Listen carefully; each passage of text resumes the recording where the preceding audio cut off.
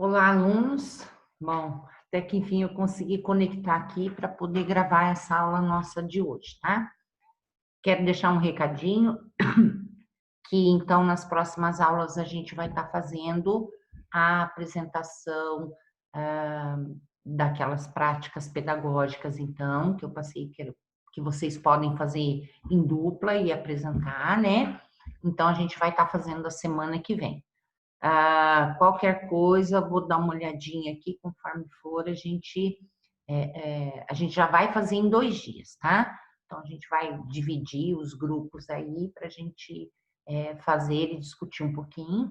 E depois, então, eu acho que ainda tem mais uma aula fora essa, então, tá? Qualquer coisa eu vou mandando o recado para vocês, tá? Bom, vamos lá, então. Bom, para hoje, gente, essa aula bem curtinha, tá? Então, a gente tem aí, para falar um pouquinho dessa diversidade e filogenia de molusca. Então, vamos, né, ver como está formada, então, essa diversidade e, ao mesmo tempo, falar dessa filogenia, dessa evolução, portanto, né? Essa relação de parentesco, portanto, dos moluscos, tá? Bom, essas espécies, então, que compõem o filo molusca, né, que a gente deu uma olhadinha em todas as classes que representam e estão acopladas dentro desse filo molusca, estão divididas por todos os ambientes, como a gente, né, já sabe. Eles estão em ambientes marinhos, em ambientes de água doce, estão também presentes no ambiente terrestre, né? E eles apresentam uma gama, então, de adaptações a esses diferentes modos de vida, né? Se é terrestre, a gente sabe que eles vão ter que ter modificações, né? Apresentações na sua fisiologia diferenciados, uma vez que eles, então, estão em um ambiente que é hostil, que está sujeitos a se desidratarem, né? A predadores e tudo mais. Um outro tipo de respiração diferente daquele de ambiente aquático. Então, todas essas modificações se apresentam em cada um desses grupos, então, para que eles, então, se adaptassem, portanto, a esses modos de vida tão diferentes, tá? Bom, e a isso também, né, a essas adaptações, que reflete o sucesso evolutivo, então, deste filo, destes animais, né? Então, a gente tem sucesso, todo animal que acaba se radiando, né, bastante por diversos ambientes diferentes, e se adaptando a eles, né? Então, a isso a gente chama de sucesso evolutivo, portanto, e que possibilita, então, eles se irradiarem também para ambientes diferentes. A diversidade de formas e tamanhos, né? Porque a gente sabe que existem espécimes muito pequenininhos, né? Chega a ser bastante, a gente tem que olhar em uma lupa, em um microscópio, porque eles são muito pequenos, e como também a gente viu exemplares também de indivíduos totalmente gigantes, né? Onde a gente pode, eu até mostrei no início, a apresentação do grupo, e depois falei especificamente do grupo cefalópoda, que tem as lulas gigantes, né? E também de bivalve, onde a gente pode encontrar esses indivíduos portadores de concha, né? De 2 conchas, então, 2 valvas, e que eles podem chegar a um tamanho bastante grande também, tá? Bom, contudo, todos os moluscos, então, guardam um padrão estrutural que acompanha o seguinte esquema. Então, nós temos, né, aquele Bauplan que a gente fala, aquele modelo, então, dentro desse grupo, né, que sugere que todos eles compartilhem essas afinidades, então, que é conter, então, uma cabeça, pé e a massa visceral, que é composta do restante, então, do corpo, né? Ah, aí pode vir a perguntar, professora, mas bivalve lá não tem uma cabeça, né, e tal, e bababá. Só que levem sempre em conta, se quiserem explicar numa questão que é dada, né, ah, mas a maioria desses indivíduos em classes diferenciadas, a maioria vai apresentar essa presença de cabeça, tá? Por isso, então, que é generalizado, então, que esse grupo deve apresentar cabeça, pé, que nós vimos em todos eles, né? E massa visceral, que também é comum a todos. Apesar dessa diversidade, então, né, e de formas de adaptação, a organização funcional segue praticamente o mesmo padrão nos moluscos, com pequenas variações, né? Como a gente realmente viu. Então, de acordo com Brusca e Brusca, que é um dos nossos livros chaves, né, e que a gente utiliza bastante, a própria origem dos moluscos, então, permanece enigmática, tá? Então, não é só para molusca, mas outros grupos animais também, a gente ainda tem assim, meio que nebuloso, né? Toda essa ancestralidade, né? Existem teorias, né? Que são mais aceitas, mas que ainda, muitas dessas descobertas ainda seguem assim, a gente tendo assim um tanto de cuidado para realmente afirmar, tá? Bom, isso apesar do amplo registro fóssil que se tem, né, desses indivíduos, e que nos leva a espécies de cerca de 500 milhões de anos, sugerindo inclusive a existência do filo desde o período pré-cambriano. Então, como eu falei para vocês, animais invertebrados, né, são os animais mais antigos, então, dentro do nosso planeta, né? Então, imagine o quanto a gente tem desses fósseis e que a gente já falou de cada classe, né? Os extintos, né? E a gente também conversou sobre essa dificuldade até mesmo de ter outros fósseis que foram perdidos, então, justamente devido a essa característica desses animais de terem o corpo mole. De repente, se existissem antes, né, sem concha, mais a propósito, o que dá a hipótese é que nós já teríamos, né, os primeiros, então, moluscos possuindo, então, essas conchas, né? A maioria desses registros é a partir, então, do encontro desses fósseis com concha, tá? Bom, mesmo assim, há apenas hipóteses sobre a origem, então, dos moluscos, sem uma concordância que seja assertiva, portanto. Dentre as muitas, né, 3 são mais comentadas, então. Então, vamos lá apresentar essas 3 hipóteses, tá? A primeira, então, busca relacionar o molusco com um ancestral vermiforme acelomado, isso é, que não possuía, então, a presença de celoma, tá? Então, seria um plateuminte de vida livre, ou seja, um turbelarioide, né? Que seria, aí a gente pode já levar a lembrança aos turbelários, né? Um plateuminte turbelário. E a gente sabe que plateumintes são animais acelomados, então, né? Possui a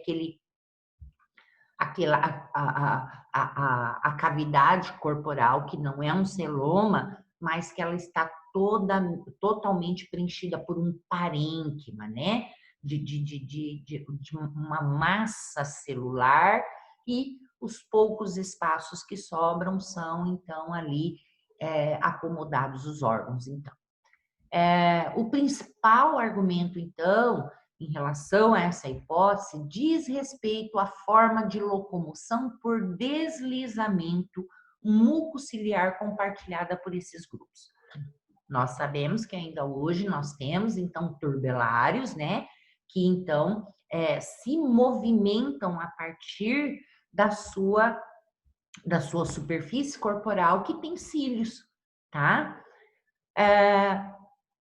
Porém, olha, se aceitarmos, portanto, esta hipótese, teremos que admitir que o ancestral era um organismo acelomado, portanto, sendo os moluscos os primeiros seres, então, celomados, ou partilhando o mesmo ancestral do primeiro celomado.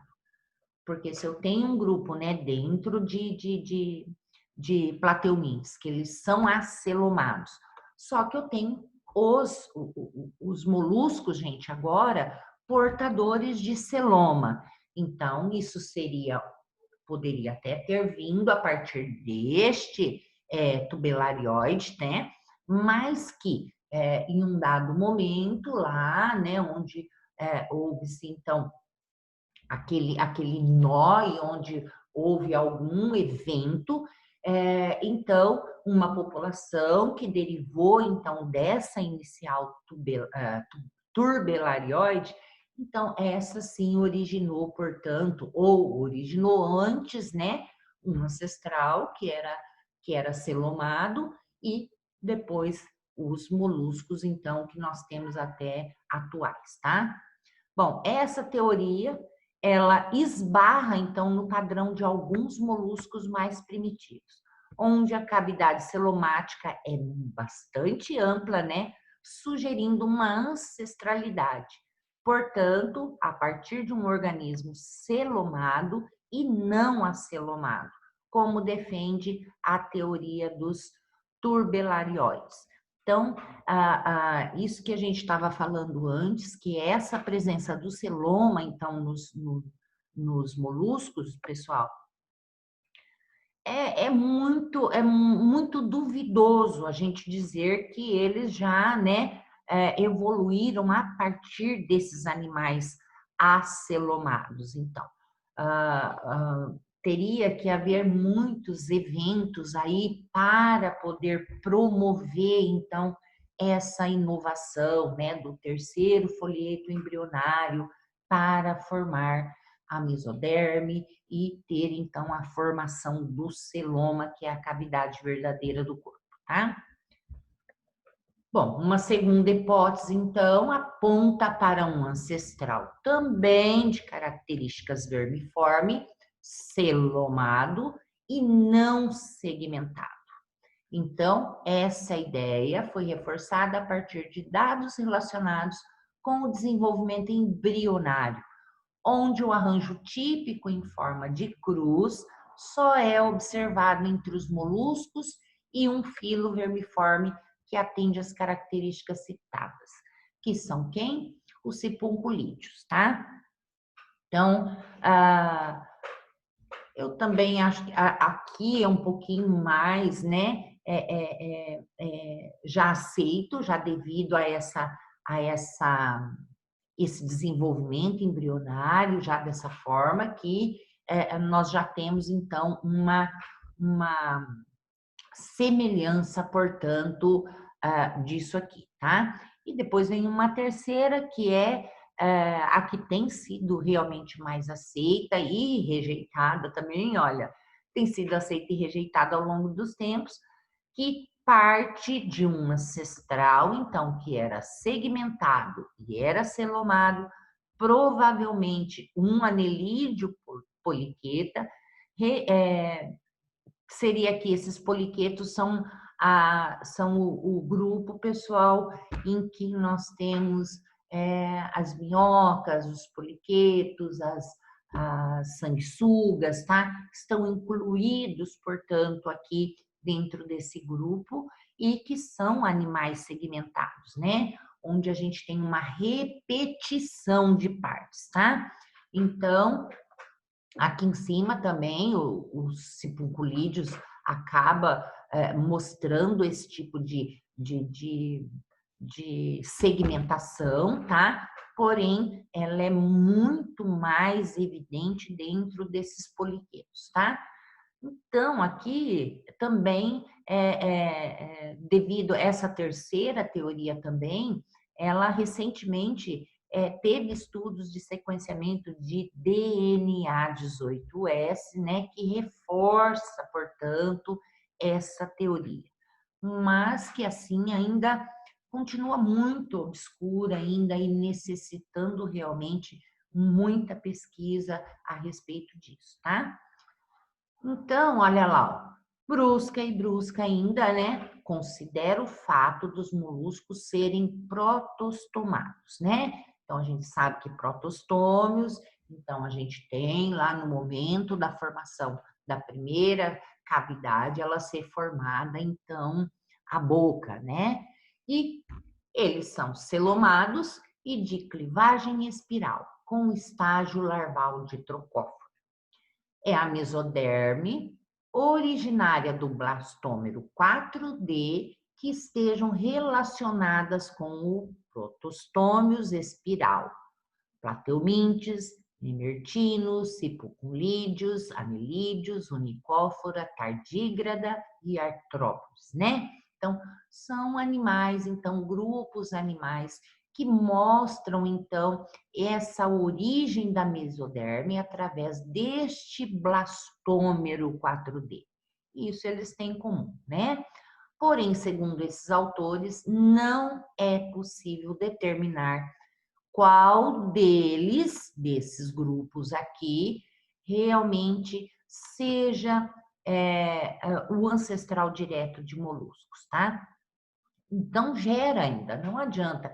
Existem algumas coisas que eles encontram, né? Algumas afinidades, mas que ainda não é o suficiente, tá? Mas pelo apresentado, seguramente a origem corresponde à linhagem de Espiralha, né? Então, já anterior a essa segmentação, que a gente vai ver, então, em artrópode, né? Em tardígrada e tudo mais. Então, é anterior o que acontece a esse grupo, então, a gente já quase que, né? Praticamente a gente já extingue aí esses grupos como fora, tá? Então, anterior à segmentação, portanto, esses autores aceitam a segunda hipótese, que ela está mais relacionada os moluscos aos cipunculídeos, tá? Que é, então, essa segunda aqui, essa segunda teoria, tá? Ah, perdão.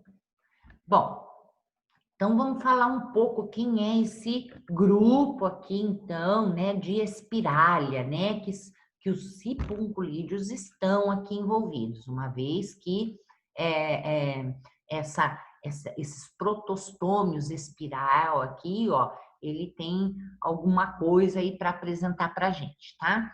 Bom, espiralha, portanto, apresenta um dos três grupos principais de clados, né? Dos metazoários que são bilaterais, que a gente já sabe o que é bilateral. Embora os membros desse clado, né, exibam uma enorme diversidade em termos de planos corporais, tá? Só um instantinho, gente, que a minha bateria acho que não está carregando.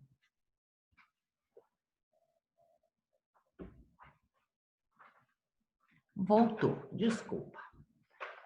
Então, pessoal, olha lá. Uma enorme aí diversidade de planos corporais larvais e de adultos também, tá? Então, muitos compartilham de um padrão inicial de desenvolvimento altamente conservado, envolvendo um padrão de clivagem estereotipada, conhecida como clivagem espiral. Por isso é que dá esse nome, portanto, de espiralha, né? Então, nesse momento de clivagem, onde ocorre, então, as mitoses, né, depois da fertilização, essas células, então, elas vão ser divididas, vão se dividir e vão ficar, tipo, em um plano, né, um padrão espiral, então, essa clivagem. E a isso a gente associa vários grupos animais, já devido a características embrionárias que elas acabam ocorrendo de forma iguais, então, tá? Bom, na qual a célula 4D, então, também conhecida como mesentoblasto, origina a maior parte da mesentoderme.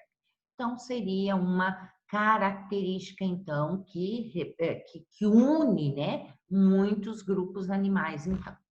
Então, superfilo, ó, espiralha, Lophotrochozoa, tá, pessoal? Onde estão classificados uma série de invertebrados de corpo mole e vermiforme. Lophotrochozoários, então, compõem um grupo monofilético. Isso quer dizer o quê? Monofilético é onde eu tenho vários grupos de animais que são diferentes, mas que eles descendem de um único ancestral. Um ancestral comum para esses grupos de animais, então, diferentes, tá? Que a gente conhece por diferentes, mas que exibem as suas afinidades, tá? Então, Lophotrochozoário compõe um grupo monofilético, ou seja, com um único ancestral comum, segundo evidências moleculares, tá, gente? Então, a gente, dentro de filogenia, a gente fala que não só caracteres, né, mas o estudo molecular hoje é de uma ajuda imensa para que, então, a gente realize a classificação desses grupos de seres viventes. Isso foi muito importante, trouxe certezas em grupos, né, que foram classificados, como também trouxe lá, então, não, esse aqui não é aqui, esse é muito mais aparentado deste do que onde ele está atualmente. Então, a gente tem ainda, né, devido a ainda estarmos nesse processo de estudo e garantia, né, de que aquilo que está sendo estudado é verdadeiro, então isso vai ocorrer essas mudanças aí, né, durante esse tempo aí que a gente vai estudar e vai tentar provar, então, se esses grupos estão nessa divisão correta, o que deve ser mudado, né, e tudo mais. Então, a gente tem aqui, gente, nesse quadrinho aqui, né, então, a gente tem um ancestral comum, olha, que vem lá de grupos unicelulares. Onde quem? Eu tenho um primeiro grupo que é quem? Porífera, que são aqueles seres vivos lá mais simples, que ainda não formam tecido, tá? Aqui, olha, a gente até fez em sala de aula, não sei se vocês se lembram, tem um nó aqui, onde uma população veio para cá e a gente teve, então, esses indivíduos, né, se tornando aqueles indivíduos sésseis e tal, que são, tem todo aquele plano corporal diferenciado de canais que entram água, células coanócitos, né, que tem flagelos, que fazem batimento do flagelo para recolher alimento, para fazer movimentação da água dentro do corpo da esponja. E para cá, eu tenho um grupo que vem aqui. Só que aqui, olha, houve outro nó aqui, ou um outro evento, onde essa população que estava aqui, que veio aqui, sofre outra divisão. Então, uma população vem para cá e a outra população vai para lá. A gente tem que pensar, pessoal, que quando uma vai para lá, a outra vem para cá, elas estão em ambientes totalmente diferentes e isso traz o quê? Traz mutações, né? Traz diferenças entre essas populações. Então, olha, tem o quinidária aqui aparecendo, onde eu tenho, então, aqueles indivíduos sésseis de vida livre, né? Que tem uma cavidade já gastrovascular, o que eu não via em porífera, né? E outras particularidades. Enquanto que o que veio aqui, olha, foi indo, olha aqui de novo o que aconteceu. Outro nó e ele veio para cá. E o outro nó veio para cá. Não vamos falar aqui muito, vou falar depois porque tem um de interesse nosso. O que veio para cá, gente, olha aqui.